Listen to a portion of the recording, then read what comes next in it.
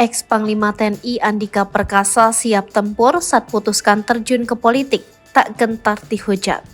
Mantan Panglima TNI Jenderal Andika Perkasa menunjukkan kesiapannya saat memutuskan terjun ke dunia politik. Sosok Andika Perkasa begitu moncer saat masih aktif di militer, sehingga perkara mudah baginya mengambil hati publik di kancah militer. Dalam sebuah podcast YouTube Sahabat Merdeka, Andika Perkasa menyatakan sudah siap terjun ke dunia politik. Terjun ke politik baginya bukan suatu kebetulan, melainkan pilihannya dan untuk memperbaiki bangsa. Segala risiko sudah dipertimbangkan oleh mantan Panglima TNI itu. Andika tahu ketika terjun ke politik, kritik dan hujatan akan terus menderu dan tidak bisa dihindari. Menanggapi hal itu, sang istri Hetty Andika Perkasa menyiasatinya dengan mengambil hal positifnya saja.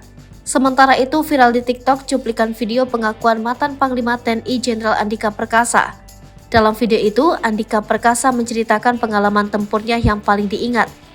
Andika menuturkan bahwa kejadian paling memorable yakni saat dirinya ikut dalam operasi militer di wilayah Aceh beberapa tahun lalu. Pengalaman paling memorable itu dibagikan Andika Perkasa dalam sebuah percakapan yang videonya diunggah di akun TikTok TNI.tv. Dalam video berdurasi 4 menit 19 detik itu, Andika Perkasa juga mengungkapkan momen pertemuannya dengan Tengku Bantakia yang juga paling membekas dalam ingatannya. Lulusan Akademi Militer 1987 ini bercerita ketika itu dia mendapat informasi intelijen bahwa kelompok Gerakan Aceh Merdeka juga berada di luar wilayah operasi, termasuk Aceh Barat. Sebagai seorang junior saat itu, Andika mengaku heran dengan informasi yang dia dapatkan.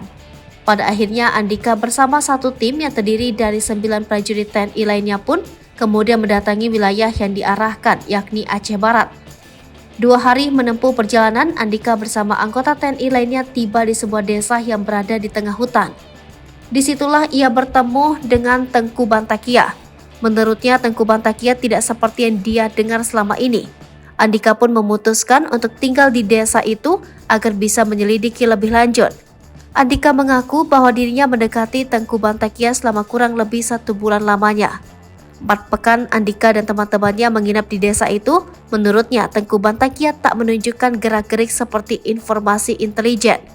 Hubungan dia dengan tokoh tersebut bahkan semakin baik.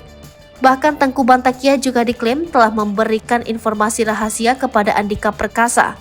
Namun selang beberapa tahun berlalu, Andika mendapat kabar bahwa Tengku Bantakia dibunuh.